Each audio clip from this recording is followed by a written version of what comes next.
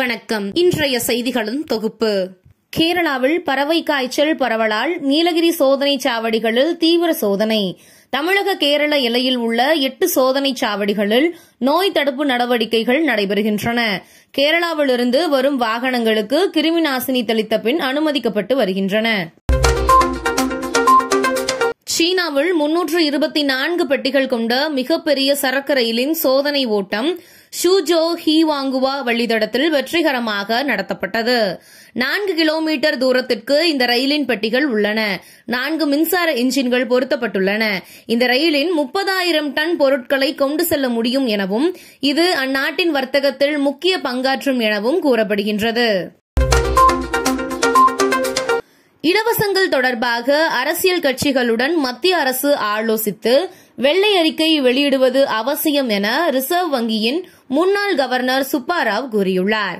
இலவசங்களின் பயன் மற்றும் அதற்கான அரசின் செலவு, எந்த நிதியிலிருந்து அவை வழங்கப்படுகிறது, அரசின் கடன் சுமை ஆகியவை குறித்து மக்களுக்கு வெளிப்படையாக அறிவிக்க வேண்டியது அவசியம் என்றும் அவர் தெரிவித்துள்ளார். ஒரு சில கட்சிகள் மற்றும் மாநில அரசுகளின் இதுபோன்ற இலவசங்கள் குறித்த நிதி ஒழுங்கீனத்தினால் ஒட்டுமொத்த நாட்டின் வளர்ச்சி பாதிக்கப்படுவதாகவும் சுப்பாராவ் கூறியுள்ளார்.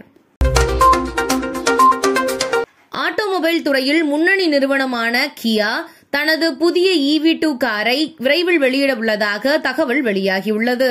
மலிவான SUV காராக இது இருக்கும் என எதிர்பார்க்கப்படுகிறது. மாலத்தீவிற்கு கடந்த ஓராண்டில் சென்ற இந்தியா சுற்றுலா பயணிகள் எண்ணிக்கை 54% சரிவு. பிப்ரவரியில் புதிதாக PF கணக்கு தொடங்கியவர்களின் 56% பேர் 18 முதல் 25 வயதினர் என தகவல். 15,48,000 பேர் பிப்ரவரியில் புதிய கணக்கு தொடங்கியதாக EPFO அறிவிப்பு. கொரோனா தொற்றுடன் 613 நாட்களாக போராடி கொண்டிருந்த நெதர்லாந்து நோயாளி மரணம். நீண்ட நாட்கள் கோவிட் தொற்றுடன் வாழ்ந்தவர் என மருத்துவ ஆய்வாளர்கள் கருத்து. அமெரிக்க சந்தையில் மின்சார கார்களின் விலை $2,000 அளவுக்கு குறைத்தது எலான் மஸ்கின் டெஸ்லா நிறுவனம்.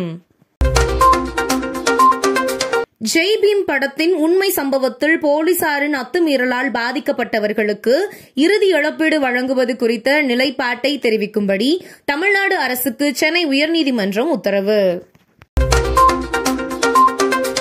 ஒன்றிய அரசுக்கு சொந்தமான தூர்தர்ஷன் செய்தி நிறுவனத்தின் லோகோ காவி நிறத்திற்கு மாற்றப்பட்டதற்கு பல்வேறு தரப்பினர் கடும் கண்டனம். பிரசார் பாரதி பிரச்சார பாரதியாக மாற்றப்பட்டுள்ளது.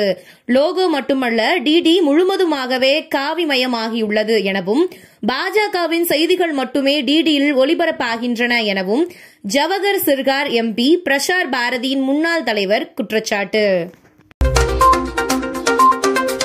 சீனாவில் 20 லட்சத்திற்கும் அதிக மக்கள் தொகை கொண்ட பல நகரங்கள் கொஞ்சம் கொஞ்சமாக புதைந்து வருவதாக தகவல்.